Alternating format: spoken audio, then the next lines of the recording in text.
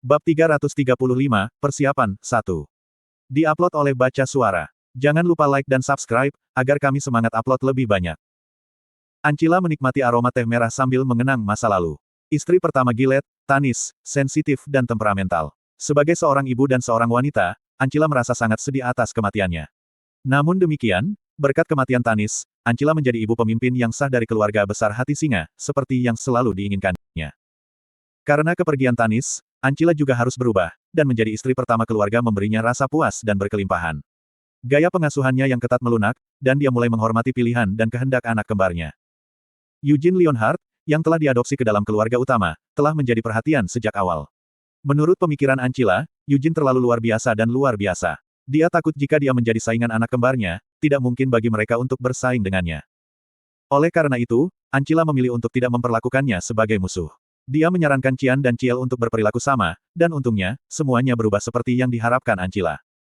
Eugene selalu merasa lebih dewasa dibandingkan dengan usianya. Meskipun dia tidak mengambil Ancila sebagai ibu barunya, Eugene menjadi saudara bagi si kembar yang dilahirkannya. Selain itu, untungnya, Eugene tidak bercita-cita untuk naik ke posisi kepala keluarga. Faktanya, dia membenci gagasan untuk menjadi kepala keluarga dan secara aktif mendukung Qian sebagai patriark masa depan. Jika Ciel ingin menjadi kepala, itu akan menyebabkan berbagai masalah, tetapi untungnya, Ciel tidak menunjukkan ambisi seperti itu. Akhirnya, menjadi pasti bahwa Qian akan menjadi kepala keluarga Lionheart berikutnya.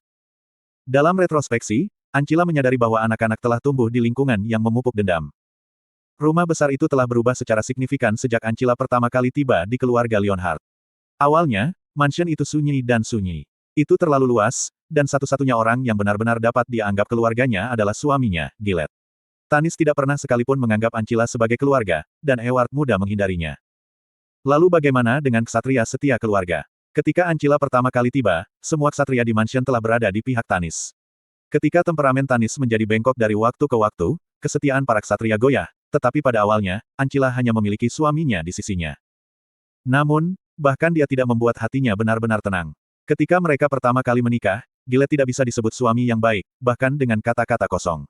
Sebagai kepala keluarga hati singa, dia perlu memiliki dan menunjukkan keterampilan dan reputasi yang memadai, sehingga Gilead sering harus meninggalkan mansion karena berbagai alasan. Setiap kali itu terjadi, Ancila harus tinggal sendirian di rumah besar, yang terlalu besar. Keluarga gadis Ancila di Kabupaten Caenis dianggap sebagai keluarga bangsawan yang kuat bahkan di dalam kekaisaran, tetapi Ancila tidak pernah sekalipun mencari kenyamanan dari keluarganya. Dia telah bertahan sambil memendam ambisi menjadi ibu negara dari keluarga Lionheart. Sekarang, setelah lebih dari 20 tahun bertahan pahit, Ancila akhirnya berhasil mengubah musuh-musuhnya menjadi sekutu dan menjadi nyonya keluarga Lionheart. Kupikir itu saja sudah cukup. Sekarang, perkebunan Lionheart tidak lagi sepi dan sunyi. Sebaliknya, itu ramai dan berisik. Elf tinggal di hutan di mana hewan biasa berkeliaran dengan bebas, dan keluarga Ancila telah tumbuh oleh 2 anggota. Selain itu, mereka juga memiliki 2 tamu luar biasa yang tinggal bersama mereka. Saat keluarga berkembang, begitu pula kekhawatiran Ancila. Tetapi bertentangan dengan kekhawatirannya, secara mengejutkan, semuanya berlanjut tanpa hambatan, lancar dan damai. Ternyata dia tidak khawatir apa-apa. Itu sama bahkan sekarang. Ancila mendongak dan melihat ke depan.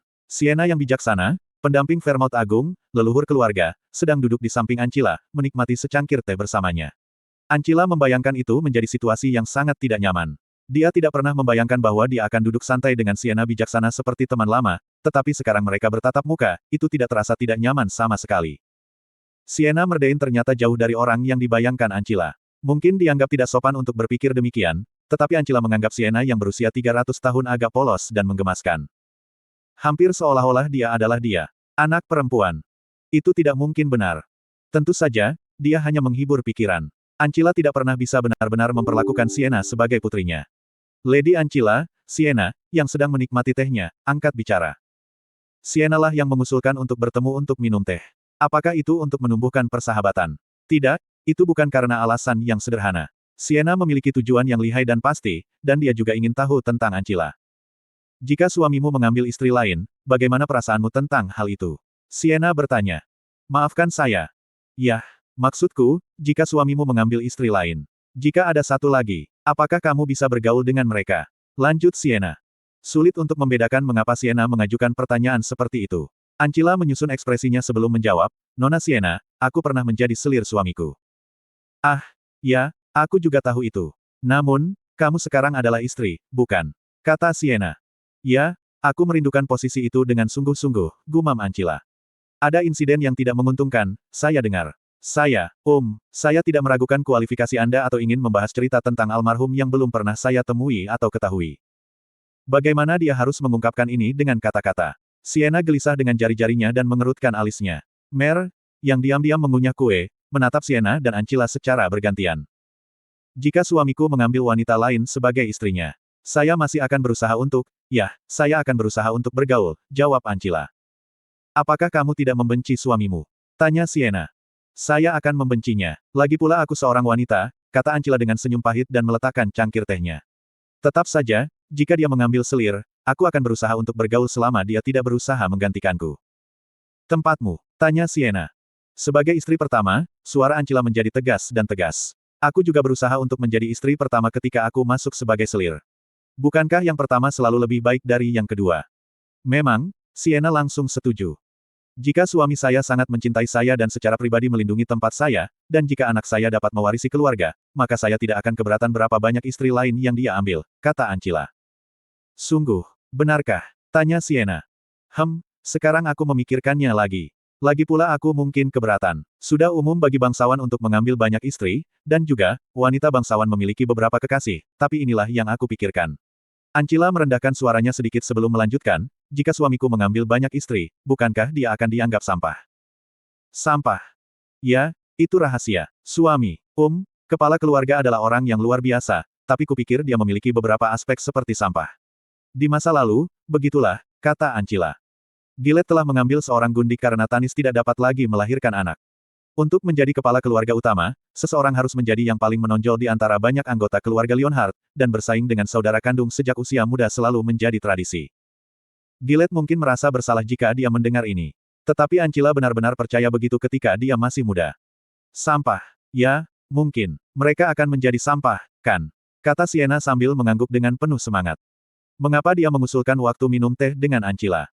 Dia ingin berbagi kebenciannya terhadap Eugene dengan seseorang, tetapi itu tidak seperti dia bisa melakukannya dengan ayahnya, Gerhard. Kakak laki-lakinya, Signard. Bagaimanapun, dia adalah elf, dan perspektifnya sangat berbeda dari manusia. Nona Sienna, kamu. Ancila ragu-ragu sejenak setelah mulai berbicara. Dia khawatir pertanyaannya mungkin dianggap terlalu tidak sopan. Tapi, bukankah dia terlalu jelas dan terang-terangan tentang hal itu? Sienna telah bertindak begitu terang-terangan di depan semua orang. Haruskah Ancila berpura-pura tidak sadar? Ada saat ragu-ragu. Kenangan dari beberapa hari yang lalu muncul kembali. Ancila ingat Sienna dan Mer memilih gaun di pagi hari. Mereka sudah seperti ibu dan anak. Lalu bagaimana dengan ayah mereka? Ancila terdiam saat dia merenung. Apakah hanya itu yang ada untuk itu? Percakapan beredar di antara staf di mansion. Guru dan muridnya berjalan di hutan tanpa gagal setiap hari. Guru dan murid. Tentu, itu bisa dilihat seperti itu, tetapi para elf berbicara tentang sesuatu yang sama sekali berbeda. Nona Sienna, Anda, tentang Eugene. Puff. Sienna memuntahkan teh yang telah diminumnya. Cairan itu berceceran di luar bibirnya, tetapi Mer segera menggunakan sihir untuk mencegah teh membasahi meja. Pada titik ini, Mer mengharapkan Sienna untuk menyemburkan teh. Itu adalah perhitungan yang sederhana dan mudah. A1-1, bagaimana dengan Eugene? Sienna bertanya dengan khawatir. Dia menyeka mulutnya dengan punggung tangannya dengan bingung. Mer menatap Sienna dengan cemberut sebelum berkata, Nona Sienna, kamu mengatakan sesuatu yang berbeda dari ketika kita sedang dalam perjalanan ke sini. Apa kataku? Kamu bilang kamu akan mendapatkan dukungan Lady Ancila dan hubunganmu secara resmi diakui oleh keluarga Lionheart, lanjut Mer atas nama Sienna. Dia tidak bisa lagi diam. Kata-kata familiar itu membuat wajah Sienna berubah semerah apel matang, dan bibir Ancila terbuka karena terkejut. Slot iklan, kamu bisa pasang iklanmu di sini. Sebuah hubungan, Ancila bertanya. Tidak, ahem. Sienna berjuang untuk menanggapi. Apakah kamu sudah menjalin hubungan seperti itu? Kenapa? Mengapa tidak? Apakah itu tidak diperbolehkan? Sienna tergagap sambil meletakkan cangkirnya dengan tangan gemetar. Tidak ada jalan kembali sekarang. Yah, itu mungkin saja, bukan begitu. Maksudku, kamu harus memahaminya dengan baik, tapi Eugene, dia memiliki begitu banyak kualitas menawan, bukan? Ya, memang, dia masih muda, tapi, dia tidak bertingkah seperti anak kecil. Sienna melanjutkan penjelasannya. Meskipun Ancila sudah mengantisipasi hal ini, setelah itu dikonfirmasi masih mengejutkan. Dia berkedip bingung sambil mendengarkan kata-kata Sienna. Aku tidak bisa menjelaskannya dengan benar. Tapi ada ikatan yang mendalam antara Yujin dan aku. Ikatan yang luar biasa. 300 tahun tidak berarti apa-apa dalam menghadapi ikatan seperti itu. Pasti. Lady Ancila, apakah karena saya berusia 300 tahun sehingga Anda tidak akan mengakui hubungan antara Yujin dan saya? Nona Sienna, harap tenang. Apakah usia benar-benar penting? Ya, jadi bagaimana jika saya berusia 300 tahun? Aku hidup selama 300 tahun. Tetapi jika seseorang mengatakan saya baru berusia 300 tahun, itu akan sangat tidak adil. Sienna merasa dianiaya dan tidak dapat dibenarkan, dan rasa frustrasinya yang terpendam akhirnya meledak. Tidak mungkin bagi Sienna untuk membalas ketika Christina Rogeris, wanita jahat itu, memukulnya dengan kata-kata. Apa yang membuatnya lebih menyedihkan bagi Sienna adalah kehadiran Anise. Meskipun Anise tidak dalam posisi yang lebih baik darinya. Keduanya tidak saling mencabik-cabik. Sebaliknya, mereka seperti dua kepala ular, keduanya didedikasikan untuk menyiksa Sienna. Lihat tubuhku. Apakah ini terlihat seperti tubuh berusia 300 tahun? Tidak, saya membuatnya menjadi sempurna 20 tahun. Tubuh saya 20, jadi mengapa saya 300? Ya, pikiranku. Saya 300, tapi saya pikir seperti saya 20. Saya telah hidup selama 300 tahun, tetapi saya hidup seperti saya berusia 20 tahun. Jadi kenapa aku berumur 300 tahun? Sienna akhirnya kehilangan ketenangannya dan mulai mengoceh tentang apa yang paling mengganggunya. Nona Sienna, tolong, Nona Sienna. Ancila buru-buru berdiri dan mendekati Sienna untuk menenangkannya. Sienna yang bijaksana, pendamping Vermouth Agung, leluhur mereka, dia adalah penyihir paling luar biasa dalam sejarah. Ancila khawatir bahwa pernyataan histeris Sienna tentang usia 20 akan didengar oleh para pelayan dan ksatria di mansion. Nona Sienna, aku tidak menganggapmu berusia 300 tahun. Ancila buru-buru berteriak. Benarkah? Benarkah? Sienna bertanya. Ya, tentu saja. Kamu lebih muda dan lebih cantik dariku. Pikiran Anda seperti 20. Meskipun terdengar tidak sopan, Anda seperti anak perempuan bagiku, Ancila meyakinkan. Lihat, saya tahu itu. Kudengar kau memperlakukan Mer seperti putrimu. Meskipun Mer 150 tahun lebih tua darimu. Sienna berteriak dengan semangat. Itu adalah kebenaran yang dihindari Ancila selama ini, sesuatu yang tidak ingin dia akui. Mer cemberut kesal. Dia merasa kesal karena Sienna hanya harus menunjukkan hal ini. Saya mungkin berusia 200 tahun, tetapi saya memiliki tubuh seorang gadis muda. Identitas saya adalah seorang gadis muda, kata Mer. Itu sama untukku. Saya juga berusia 300 tahun, tetapi saya memiliki tubuh seorang dame muda, kata Sienna dengan percaya diri. Mengatakan dame muda membuatmu terdengar agak tua, gumam Mer pelan, dan tinju Sienna mengepal karena marah. Dia tidak percaya bahwa alih-alih memihaknya, Mer menikamnya dari belakang. Tenanglah, Nona Sienna, tolong. Saya, percaya bahwa usia tidak masalah ketika datang untuk mencintai seseorang, kata Ancila.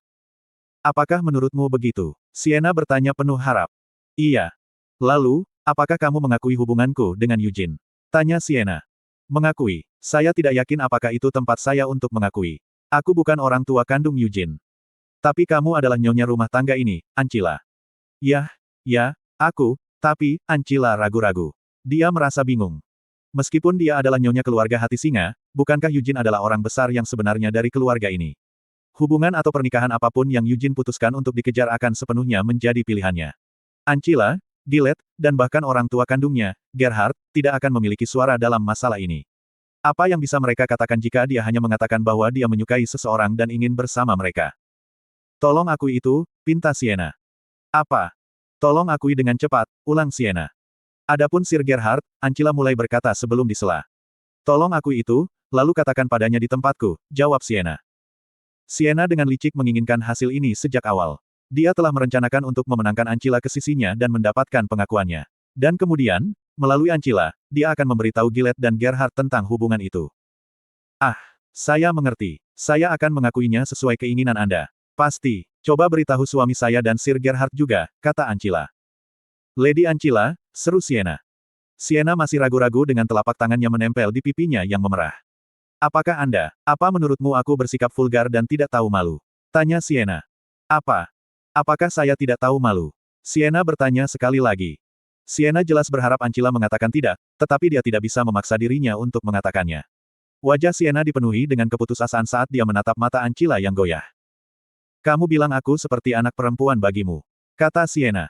Baik. Apakah kamu berbohong? Saya hanya mengatakan. Sameles. Aku tidak memikirkannya sejauh itu, kata Ancila terbata-bata. Kamu berpikir sesuatu yang serupa, bukan? Bagaimana kamu bisa melakukan itu padaku?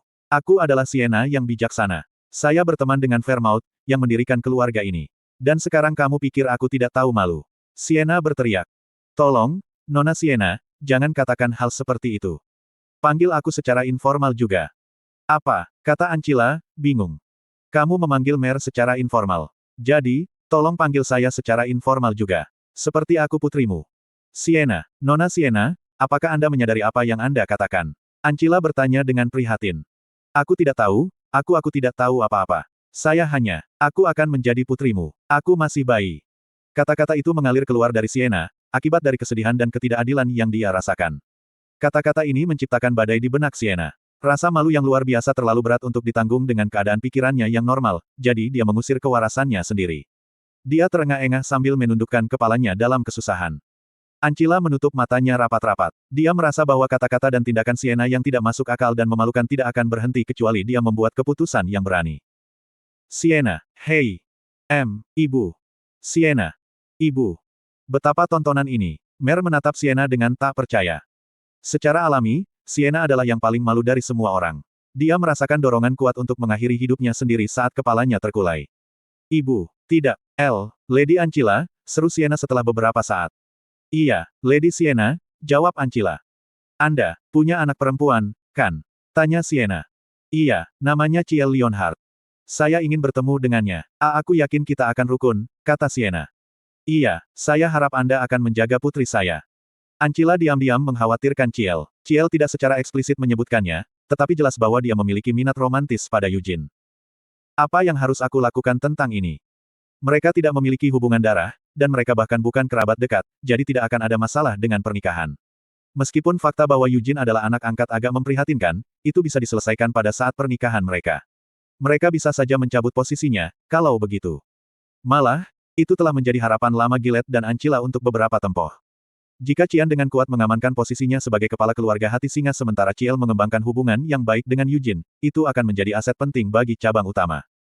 Tetapi, Nona Sienna, Anda menyebutkan bahwa Anda menjalin hubungan dengan Eugene. Apa sebenarnya hubungan antara Eugenius dan Saint Christina? Ancila bertanya ragu-ragu. Di permukaan, mereka adalah pahlawan dan orang suci, tetapi terus terang, hubungan mereka tidak tampak begitu sederhana.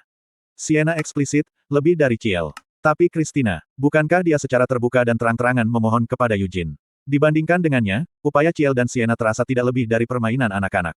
Sebelum Sienna datang ke perkebunan Leonhardt, ketika Christina menjadi satu-satunya pesaing, semua orang di cabang utama telah menyaksikan betapa setianya dia menunjukkan kasih sayangnya kepada Eugene. Apakah kamu bertanya karena kamu tidak tahu? Sienna bertanya, tampak putus asa. Seperti yang diharapkan. Sampah. Dia sampah. Itu sampah, teriak Sienna dengan putus asa. Ancila ragu-ragu apakah akan setuju dengan kata-kata itu atau tidak. Sampah.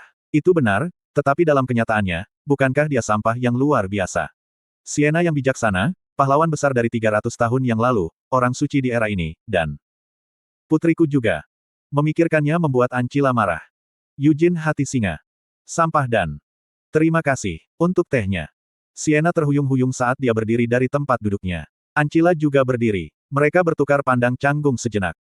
Aku mendukungmu, Nona Sienna, kata Ancila. Iya. Jangan terlalu patah hati. Usia tidak masalah. Benar. Dan, jika Eugene membawa wanita lain, tolong rukun, saran Ancila.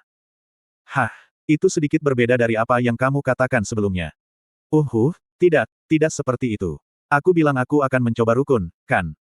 Ancila menoleh karena malu. Sienna tampak bingung melihatnya seperti itu.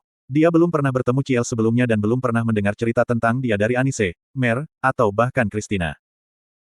Oke, aku juga tidak ingin bertengkar dengan Christina, Sienna menyetujui. Sebenarnya, dia tidak memiliki kepercayaan diri untuk memenangkan pertarungan. Aku akan mencoba bergaul dengan baik, sebelum Sienna bisa menyelesaikan kata-katanya, langit tiba-tiba menjadi gelap. Lingkungan berubah gelap seperti malam, dan Ancila menatap langit dengan heran. Ya ampun. Ancila membuka matanya lebar-lebar karena heran. Sosok naga dengan sayapnya terbentang lebar bisa dilihat di langit di atas rumah Leonhardt.